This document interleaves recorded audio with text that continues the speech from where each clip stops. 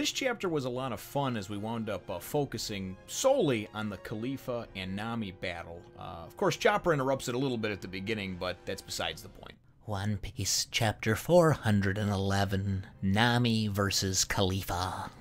Well, hello, my brothers and sisters and sexy women that are fighting with powers of the bubble fruit in what looks like a big bathroom of the Nerd Nation. I, as always, am Jim, here to bring you another review on the awesome and just fucking charged, battle-filled tale of One Piece.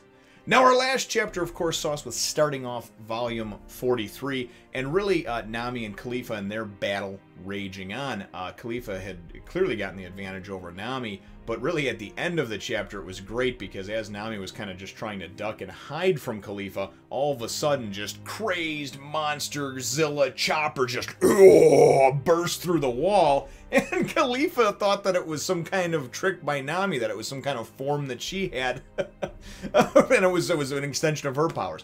So that's where the chapter left off, and that's actually right where the chapter picks up, and the entirety of this chapter takes place in this battle between Kalifa and Nami. The first several pages, actually their battle is obviously hampered by Chopper because he's just like this crazed monster that is just coming in and just trying to tear shit up. And as Kalifa goes and starts trying to attack him, Nami goes and slowly but surely starts to put together two and two and figure out that this is some kind of deranged form of Chopper based on, obviously, the antlers and the fact that he's still got the hat and everything else. So, it's pretty neat to see, though, because, and I like some of the comedy that's in there because Kalifa then goes and says, I never thought that you were actually, and Nami's just like, okay, whatever, Now, remember, she's still obviously, under the kind of, power of the bubble fruit with Kalifa, of course, using her golden bubbles on her, and Nami sort of just looking like this porcelain doll, no longer having any pores or imperfections on her skin, right? So anyway, Chopper goes and just like literally lifts like the bathtub looking thing just up out of the water. It actually like a bathtub like 4-post bed, it looks like, and just fixes it, just throws it down the stairwell. And Nami's like, oh shit, Sanji's at the bottom of that stairwell, right? And then Chopper goes and after, he winds up getting attacked a couple times by Kalifa, he just goes on his crazed rage and leaves, and you just go in one entrance, out the other, And so then obviously, it's Nami, to fight Kalifa, right? And it's funny because Kalifa's just like, she's like, what is it with you people? That's a friend of yours? You pirates keep strange pets, Anyway, Nami goes and winds up figuring out, Kalifa goes and tries to throw a Tempest kick at her. Nami's like, oh, I can't dodge. And then at the last minute, she does dodge at the last second. She goes, oh, one of my legs is back to normal. And now this is the deduction part. Let's figure out, let's size up my opponent. And let's see what her weaknesses are. Let's see what the properties are of her devil fruit, obviously, and then some of the different intricacies of it. And what she figures out is that her leg wound up turning back to normal when it got wet, when water hit it. So the powers that Kalifa has are only good until you actually kind of wash them off, so to speak. So if it's raining out, Kalifa's pretty much fucked with anything she does with her bubble fruit power. It's definitely kind of a strange, unique sort of devil fruit. I've also seen people talking in the comments about that it's similar to the slip or smooth fruit, depending on whether you read it in the manga or you watched it in the anime. That Alvito wound up having and that we saw, back around the chapter 100 mark.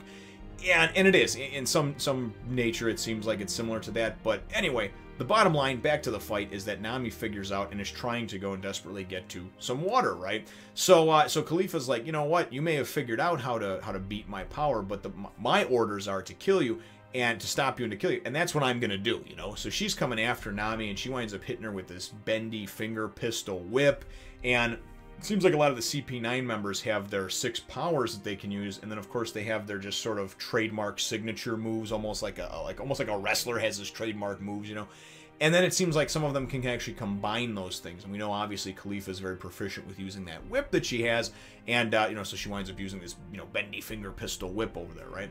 Anyway, as Nami's kind of getting beat around the room and everything else, she winds up going and eventually being able to go and pull out her Climate Baton, and she's actually able to use the Thunder Tempo and able to get a rain cloud going in there inside and get some rain coming, you know. And she's like, I think the forecast is rain, you know, and she's able to wash off the effects of the golden bubbles, right? So she's back to Nami and not like this weird sort of like doll Nami, which is just actually kind of creepy every time I looked at it, right? Because I think of Nami as like, you know, this sexy person, and then when I look at this thing and I'm like, oh my god, this looks like a plastic doll, you know. Anyways, so as she gets that off her, it's funny, then Khalifa's like, yeah, you know, you're gonna wash off the perfection that I gave you and this and that, as if it was like a gift that she gave to her while she was trying to kill her and obviously keep her in place and keep her from moving. And Nami's just like, sticks out her tongue. I love it. She's just like, she just sticks out her tongue in this one panel.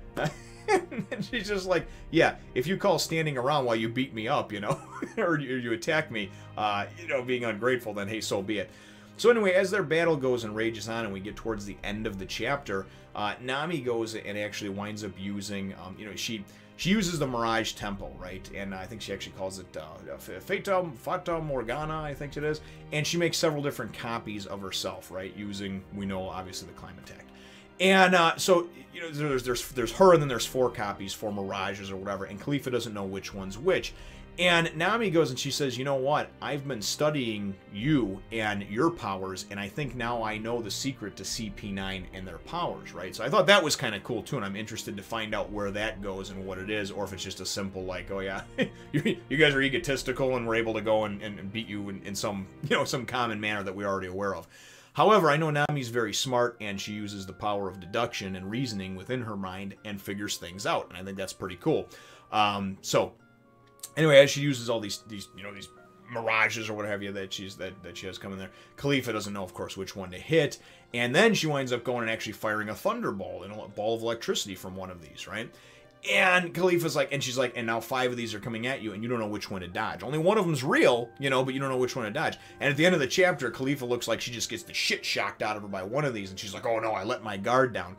And really what I like about this is, even though Kalifa is technically, you know, on the power level scale that they gave us, the low end, you know, at the bottom of the CP9 members, number one, she's sexy. Okay, really, really cool, drop dead gorgeous, sexy to look at.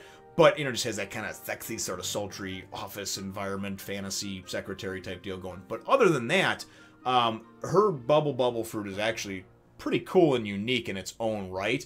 And the whole fight between her and Nami should be like way, way overmatched for anybody in CP9. Anybody that has any command over any of these 6 powers, right? Because Nami is, you know, she's human, right? I mean, you know, she isn't superhuman where she can just like get cut and beat and punched and, you know, slam through walls and stuff like that. She's delicate and she's frail, you know what I mean? She's a woman, and I don't mean that in a bad way. She's a female character, and she's not like just this big burly beast. She's not like a cyborg like Frankie. Anyways, putting all that stuff aside, I really like the way that the matchup worked, not because it's like, oh, the girl cat fight type thing. I like the matchup because of the fact that I didn't really expect Nami to do a whole lot in the sense of fighting, unless maybe she teamed up with somebody else and, you know, wound up having a large amount of help from somebody else. So I was definitely excited to see that, because we haven't really been able to see her shine a whole lot in kind of a one-on-one scenario, I would say, if memory serves correct, since back in Alabasta. So very neat stuff. The chapter ends off, of course, though, with Kalifa getting shocked. And my chapter question for you, brothers and sisters, is really, what are your thoughts on this fight in particular, on Nami fighting Kalifa and being matched up with her? Do you think that it was something that was really cool that was put together? Or is it one of your least favorite fights? Are you indifferent about it?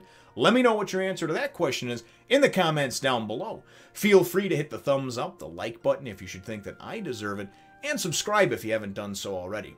We look forward to catching all of you in the next Fun Nation.